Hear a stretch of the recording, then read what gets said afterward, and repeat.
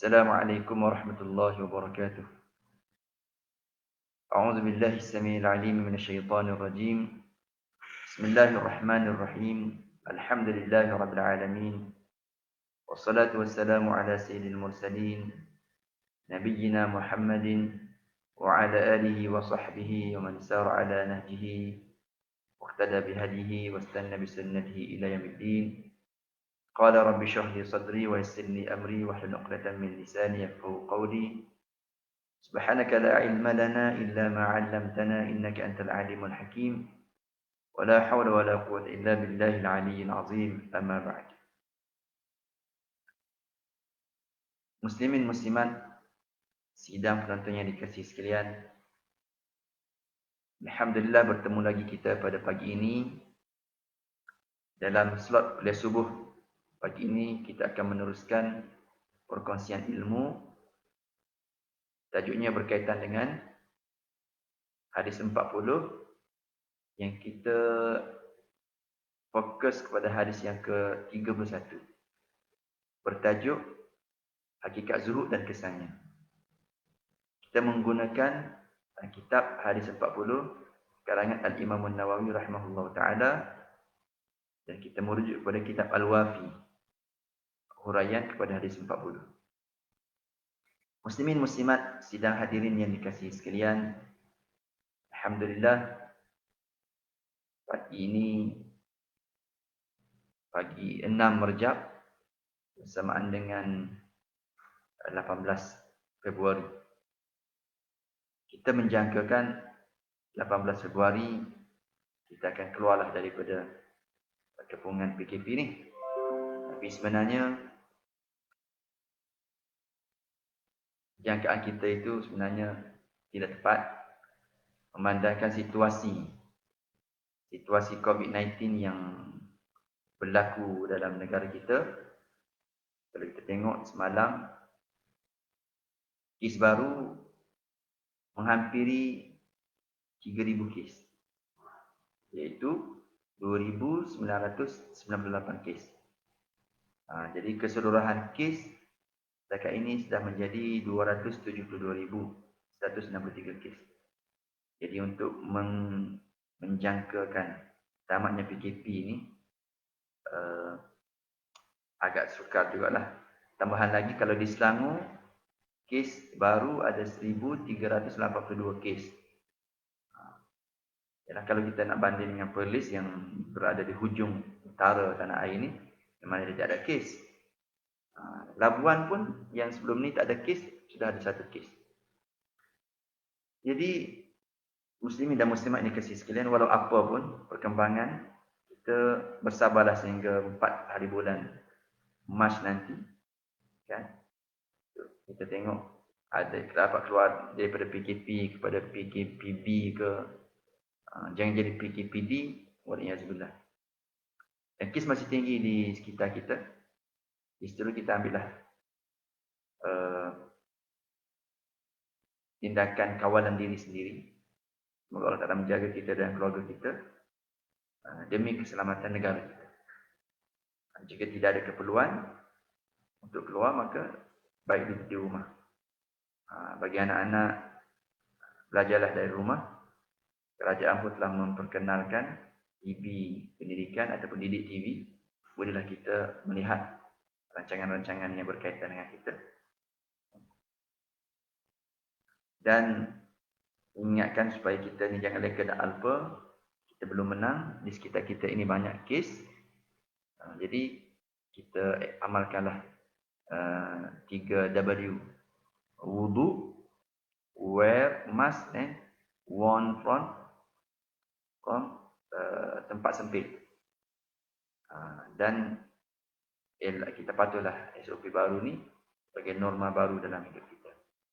Muslimin dan muslimat yang dikasihi sekalian, kembali kepada kuliah subuh kita, tajuk perbincangan dengan hadis yang ke-40, hadis yang ke-31 ini. Hadis yang ke-31 ini berkaitan dengan hakikat zuhud dan kesannya. Hadis yang ke-31 ini diriwayatkan oleh Abi Al-Abbas Sahal bin Sa'ad As-Sa'idi Ini kita sama-sama membacakan lafaz hadis dan melihat huraiannya. A'udzubillahi minasyaitonir rajim. Bismillahirrahmanirrahim.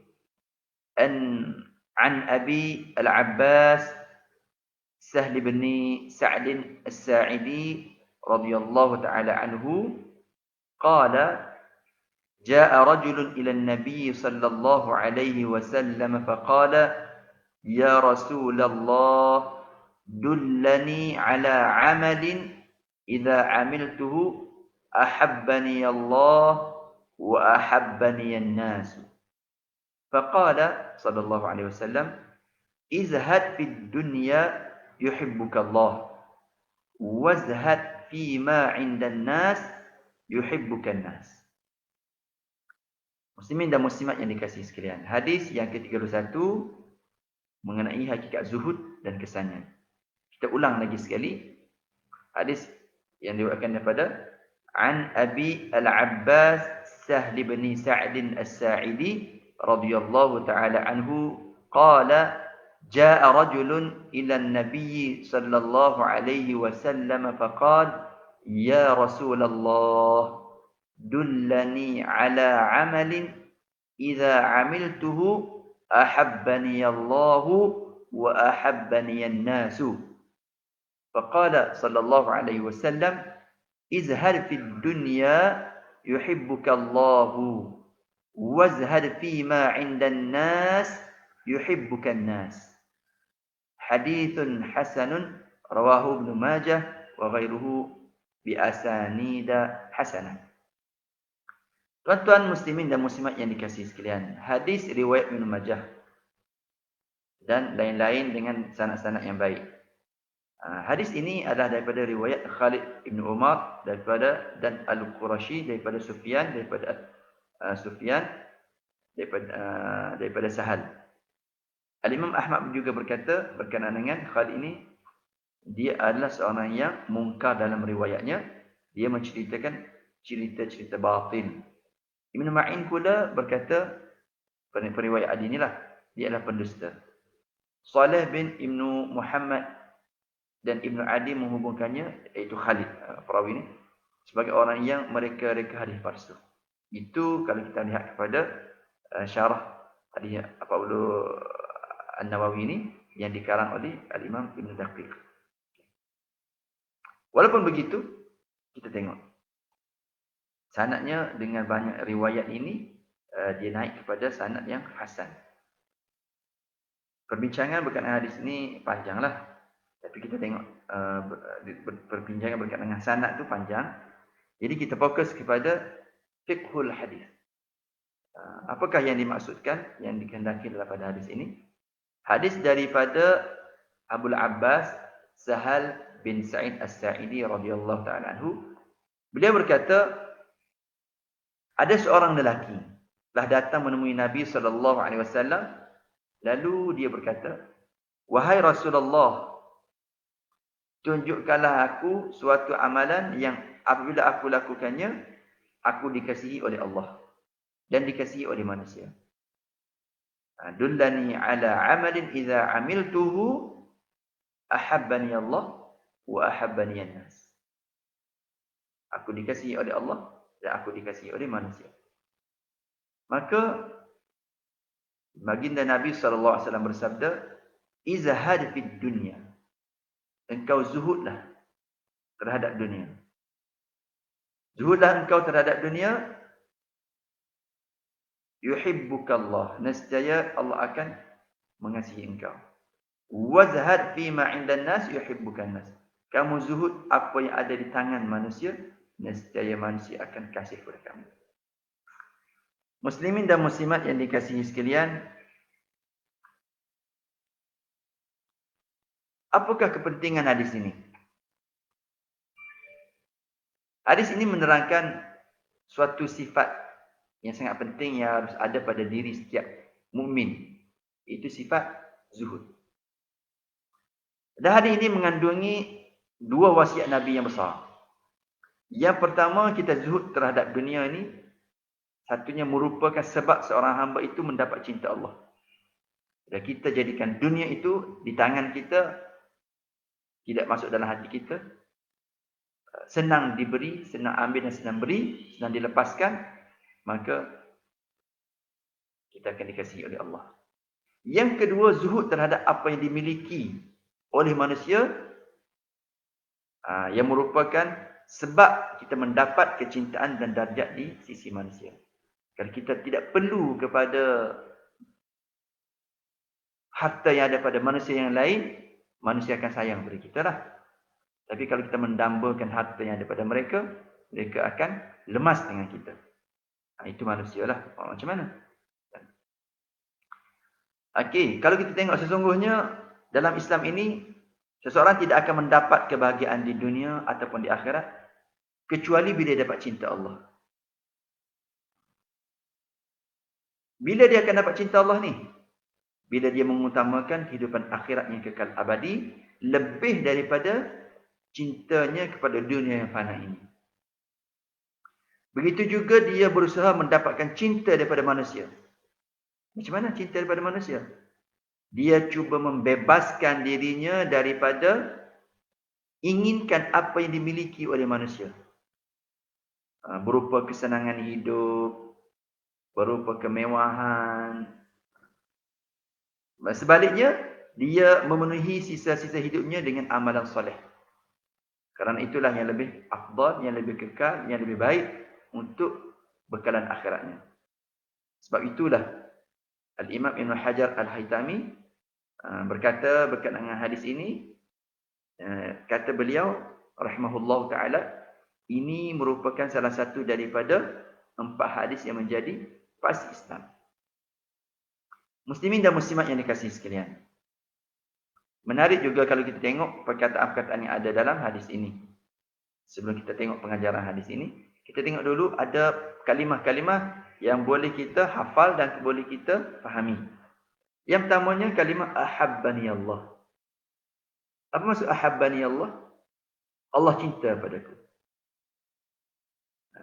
Bagaimana? Iaitu dengan dia menghendaki pahala dan ihsan kepadaku. Kasih Allah padaku, Allah Ta'ala bagi pahala lah, bagi rahmat.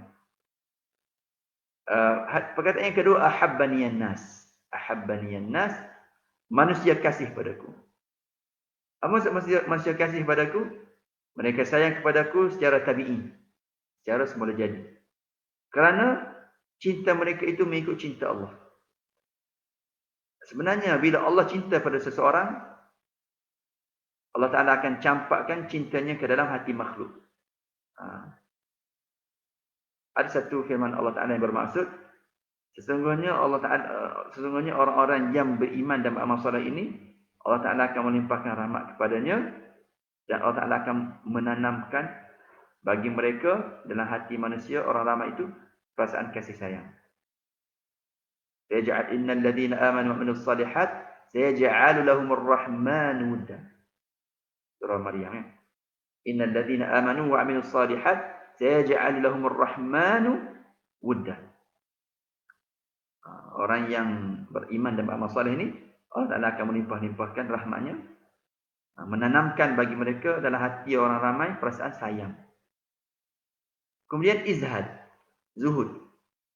Zuhud, zahid. Zuhud. Zuhud ni bermaksud meninggalkan sesuatu kerana memandang hina padanya. Itu dari segi makna bahasa lah. Makna bahasa, kita tinggalkan sesuatu kerana kita pandang hina padanya. Itu zuhud. Tapi dari segi syaraknya ialah kita hanya mengambil perkara-perkara yang halal, yang memang diyakini, sekadar keperluan sahaja. Zuhud dari segi agamanya bukan dia tinggalkan dunia. Tak. Dia mengambil dunia ikut keperluan sahaja. Dia mengambil dunia, dia mengambil perkara yang halal. Mengambil perkara-perkara yang halal, yang memang diyakini halalnya, sekadar yang daruri sahaja. Di dunia ini maksudnya, zuhud di dunia ini dengan memandang kecil dan hina kepadanya. Kerana Allah Ta'ala sendiri memandang hina kepada dunia ini. Dan Allah Ta'ala melarang manusia daripada terpedaya dengan dunia ini. Janganlah la yaghurrannakum billahi al-ghurur. Jangan kamu diperdayakan oleh kehidupan dunia. Wala yaghrannakum billahil gharur. Surah Luqman. Allah Ta'ala berfirman lagi, yang bermaksud, ketahuilah bahawa apa yang dikatakan kehidupan dunia itu tidaklah lain hanyalah bawaan hidup yang berupa la'ibun wa lahwun wa zinatun wa tafakhurun bainakum wa takathurun fil amwali wal aulad kamathali ghaithin a'jabal kuffara nabathu thumma yahiju fatarahu musfarran thumma yaj'aluhu hutama. Itu dalam surah Al-Hadid disebut, ketahuilah bahawa yang dikatakan dengan kehidupan dunia itu tidak ada lain hanyalah bawaan hidup yang berupa semata-mata permainan dan hiburan yang melalaikan serta perhiasan yang mengurang dan juga bawaan hidup yang bertujuan bermegah-megah di antara kamu dengan kebaikan, kekuatan dan bangsa keturunan serta berlumba-lumba untuk membanyakkan harta benda dan anak pinak. Kemudian yuhibbukallah, nescaya Allah akan mencintai kamu. Bermaksud cinta Allah di sini ialah Allah Ta'ala redha kepada kita dan memandang kita dengan pandangan ihsan. Kerana kalimah cinta itu memberi maksud kecenderungan semula jadi manusia. Kan?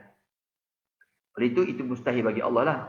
Tapi bagi Allah ni ialah kesan daripada mahabbah Allah itu ialah kesan kecintaannya. Allah Ta'ala akan memandang kita dengan pandangan ihsan, dengan pandangan rahmat. Muslimin dan muslimat yang dikasihi sekalian. Okay. Kalau kita tengok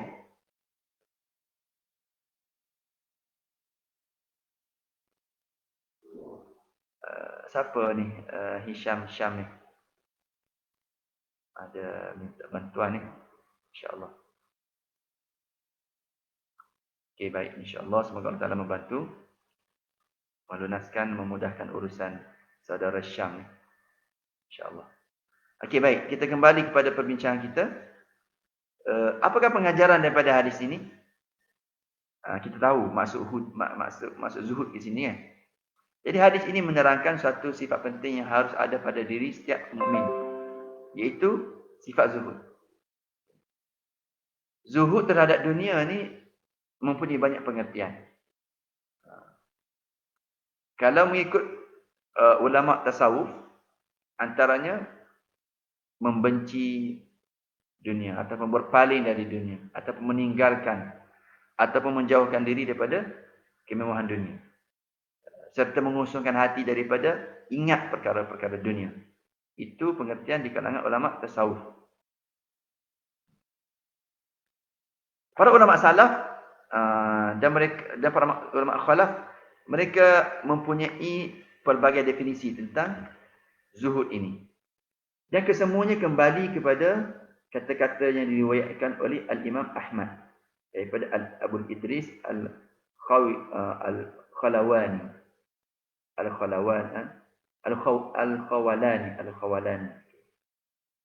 Beliau berkata, zuhud terhadap dunia ni bukanlah dengan makna mengharamkan yang halal ataupun membuang benda-benda. Tetapi zuhud terhadap dunia ini ialah kamu yakin terhadap apa yang ada di sisi Allah itu lebih baik daripada apa yang ada pada kamu. Bila kamu ditimpa musibah, kamu mengharapkan ganjaran pahala daripada Allah. Dan juga apa yang disediakan kepadamu di akhirat nanti. Sekalipun musibah itu kekal bersama kamu. Jadi mengikut definisi ini, zuhud ini ditafsirkan dengan 3 perkara lah. Kesemuanya berkaitan dengan amalan hati. Zuhud ni amalan hati dan bukannya amalan anggota. Kalau mengikut di sini Abu Sulaiman Ad-Darani ni, jangan kamu mengatakan seseorang itu zuhud bila melihat kepada penampilan anggota. Pakai baju yang selekeh, kopiah yang lusuh dan sebagainya, kita kata orang ni zuhud ni. Tak, zuhud tu bukan amalan anggota. Zuhud itu adalah amalan hati. Kata Abu Sulaiman Ad-Darani, jangan kamu kata seorang itu zuhud bila tengok pandangan, bila tengok penampilan zahir dia, kerana zuhud itu terletak di hati. Jadi kita dapat simpulkan di sini bahawa ada 3 perkara. Yang pertamanya, seorang hamba Allah ni yakin terhadap apa yang ada di sisi Allah lebih baik daripada apa yang ada pada dirinya. Walaupun dia rasa dia ni macam-macam sudah ada, sebenarnya benda itu baik untuk dia. Mungkin itu menjadi sebab kepada penyakit untuk dia, sebab kepada bencana untuk dia, sebab kepada orang mendengki padanya. Kita tidak tahu. Kerana kita yakin bahawa rezeki jaminan Allah kepada hamba-hambanya ini disebut dalam Al-Quran, wa ma min dabbatin fil ardi illa 'ala Allahi rizquha. Tak ada satu makhluk pun yang bergerak di muka bumi ini melainkan Allah jualah yang menanggung rezekinya. Wa fis sama'i rizqukum wa ma tu'adun. Kalau kita takut sangat kepada rezeki kita ini, sesungguhnya Allah Taala kata, di langit ada sebab-sebab rezeki kamu. Dan juga terdapat apa yang telah ditakdirkan yang dijanjikan untuk kamu. Itu yang pertama. Yang kedua, yang kita faham daripada makna zuhud ini, bila seorang hamba itu ditimpa dengan musibah di dunia ini, seperti kehilangan anak pinak, kematian, sallallahu alaihi wasallam, ataupun hilang harta benda. Benda itu memang tak dapat tidaklah, akan berlakulah hilang harta, waliyadzubillah, hilang anak, waliyadzubillah. Allah Ta'ala tidak menguji kita dengan hujan yang tak mampu kita ganggu. Tapi bila berlaku, dia mengharapkan pahala yang disediakan oleh Allah dengan sebab kehilangan itu. Daripada kekalnya dunia ini di tangannya. Memanglah orang tak nak hilang anak, waliyadzubillah, kan? Mati anak, sedihlah. Tapi sebenarnya Allah Ta'ala lebih menyayanginya, kan? Itu adalah pinjaman Allah Ta'ala kepada kita untuk melihat sejauh mana kita boleh menjaga barang pinjamannya, harta ataupun anak pinak. Ada yang anak pergi dulu, ada yang cucu pergi dulu. Jadi untuk melihat perasaan ini lahir, bagaimanakah kita dapat melihat keteguhan yakin kita ini kepada Allah. Dan juga ini untuk menunjukkan bahawa zuhud kita ataupun kurang keinginan kita terhadap dunia. Ada satu riwayat daripada Ibn Umar, daripada Nabi SAW. Nabi pernah bersabda, Nabi pernah berdoa, Allahumma qsim lana min khasyatika, Allahumma qsim lana min khasyatika ma yahulu bihi bainana wa baina ma'asik, wa min ta'atika ma tuballighuna bihi jannatak, wa min al-yaqini ma tuhawwinu bihi 'alaina masa'ib ad-dunya. Ya. Allah maqsim lana min khasyatika ma tahulu bihi bainana wa baina ma'asik. Wahai Tuhan kami, berilah kepada kami rasa takut kepadamu yang boleh menghalang kami daripada melakukan maksiat kepada kamu. Ya Allah, campakkan rasa khasyah kepada kami ini, ya Allah. Supaya kami tidak terlibat, terjebak dengan perkara-perkara maksiat dan dosa. Wa min ta'atika ma tuballighuna bihi jannatak. Ya Allah, kau campakkan kepada kami perasaan taat untukmu supaya boleh menyampaikan kami kepada kasih-Mu dan kepada syurga-Mu. Wa min al-yaqini ma tuhawwinu bihi 'alaina masa'ib ad-dunya. Ya Allah, anugerahkan kepada kami rasa keyakinan yang boleh memudahkan kami menanggung segala musibah kesusahan di dunia ini. Yang kedua. Yang ketiga, puji-pujian ataupun celah-celaan. Puji-pujian dan maki-makian. Pujian dan celaan kerana kebenaran itu tidak akan mendatangkan apa-apa kesan kepadanya. Orang puji pun tidak akan menambahkan rasa bangga dia, ataupun orang cela tidak akan menambahkan rasa terhinanya. Jadi puji dan cela ini sama saja pada dia. Itu bagi orang zuhud lah. Dan ini merupakan tanda-tanda zuhud bagi seseorang yang kurang keinginannya terhadap dunia. Ibn Mas'ud radhiyallahu ta'ala anhu berkata, yakin itu ialah kamu tidak berusaha untuk mendapat keredaan manusia sehingga kamu mengundang kemurkaan Allah.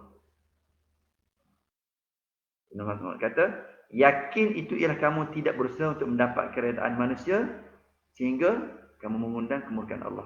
Nak mengejar keredaan manusia sehingga mengundang kemurkaan Allah. Antara definisi zuhud yang lain, iaitu kata-kata Imam Hasan al-Basri, kata beliau, orang yang zuhud ialah orang yang melihat orang lain, ia akan berkata, dia lebih baik daripada aku. Salah satulah. Semua salah saya, orang tu lebih baik daripada saya. Lebih baiklah dari sudut amal, bukan dari sudut dunia. Kan? Begitu juga Al-Imam Az-Zuhri. Syekh Az-Zuhri bila ditanya tentang zuhud, dia kata, zuhud ialah mereka yang tidak hilang kesabarannya ketika berhadapan dengan perkara-perkara haram. Dan perkara-perkara halal tidak menghalangnya daripada dia bersyukur. Dia ulangi, Az-Zuhri kata zuhud itu ialah tidak hilang kesabarannya ketika berhadapan dengan perkara-perkara haram. Bila tengok perkara haram, dia sabar. Tak hilang sabar tu. Dia menahan dirinya daripada terjebak dengan perkara yang haram. Itulah zuhud. Dan juga perkara-perkara halal tidak menghalangnya daripada dia bersyukur. Bila dia dapat anugerah dan sebagainya, dia tetap ingat kepada Allah dan dia kenal, dia bersyukur. Dan banyak lagi lah perkara maksud zuhud ni berserta dengan pembahagian zuhud dan juga perkara-perkara yang boleh membawa kita kepada zuhud. Muslimin dan muslimat yang dikasihi sekalian. Banyaklah sebab kalau kita tengok perkara-perkara yang boleh menolong kita untuk berzuhud kepada dunia ini. Jadi kita tengok zuhud kepada dunia ni juga bermaksud zuhud terhadap apa yang dimiliki oleh manusia, dan juga ini bererti kita menjauhkan diri kita daripada rasa dengki dan iri hati terhadap apa yang dimiliki oleh manusia, apa yang dimiliki oleh orang lain, serta kita kosongkan hati dari ingat harta milik orang.